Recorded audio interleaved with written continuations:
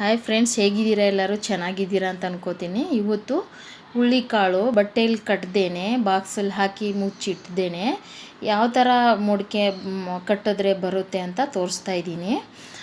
ಇದು ಕಟ್ಟದೇನೆ ಬರ್ಸಿರೋದು ಮೊಡಕೆನ ನಾನು ಇಲ್ಲಿ ನೋಡಿ ಒಂದು ನೈಟಲ್ಲಿ ತೊಳೆದು ಇಟ್ಬಿಟ್ಟಿದ್ದೆ ನೆನೆಸಿ ಹುಳ್ಳಿಕಾಳನ್ನ.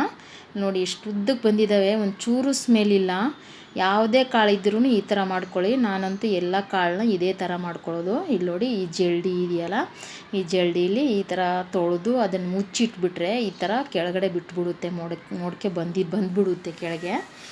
ನಾನು ಅದನ್ನು ಒಂದು ನೈಟು ಇಟ್ಬಿಟ್ಟಿದ್ನಲ್ಲ, ಆಮೇಲೆ ಬೆಳಗ್ಗೆ ಎದ್ದು ಒಂದು 2 ನೀರು ವಾಶ್ ಮಾಡಿ ಆ ಜಲ್ಡಿಲಿ ಬಸಿದ್ಕೊಂಡು ಕೆಳಗಡೆ ಒಂದು ಬೌಲ್ ಇಟ್ಬಿಟ್ಟು ಒಂದು ಪ್ಲೇಟ್ ಮುಚ್ಚಿಬಿಟ್ಟು ಇಟ್ಬಿಟ್ಟಿದ್ದೆ. ಒಂದು ನೈಟಲ್ಲಿ ಇಷ್ಟು ಉದ್ದಕ್ಕೆ ಬಂದಿದೆ, ಒಂದು ಚೂರು ಸ್ಮೆಲ್ ಇಲ್ಲ. ಒಂದು ಸರಿ ಟ್ರೈ ಮಾಡಿ ಫ್ರೆಂಡ್ಸ್. ವಿಡಿಯೋ ಇಷ್ಟ ಆದರೆ ಲೈಕ್ ಶೇರ್ ಮಾಡಿ, ಕಮೆಂಟ್ ಮಾಡಿ ಇಲ್ಲಂದ್ರೆ ನೋಡ್ತಾ ಇದ್ದೀರಾ ಅಂತ. ಇಲ್ಲಿ ನೋಡಿ ಈ ಥರ ಬೌಲ್ ಇಟ್ಬಿಟ್ಟು ಮುಚ್ಚಿಟ್ಬಿಟ್ಟಿದ್ದೆ. ನಾನು ಕಿಚನ್ ವಾರ್ಡ್ರೋಬಲ್ಲಿ ಇಟ್ಟಿದ್ದೆ. ನೀವು ಒಂದು ದೊಡ್ಡ ಪಾತ್ರೆ, ನಿಮ್ಮ ವಾರ್ಡ್ರೋಬ್ ಇಲ್ಲ ಅಂದರೆ ದೊಡ್ಡ ಪಾತ್ರೆನ ಅದ್ರ ಮೇಲೆ ದಬ್ಬಾಕ್ಬಿಡಿ. ಇಟ್ಬಿಟ್ಟು ಒಂದು ನೈಟು ಇಟ್ಬಿಡಿ, ಗಾಳಿ ಹೋಗದೆ ಇರೋ ಥರ. ಈ ಥರ ಬಂದುಬಿಡುತ್ತೆ ಮೊಡಕೆ. ಒಂದು ಸರಿ ಟ್ರೈ ಮಾಡಿ ಫ್ರೆಂಡ್ಸ್.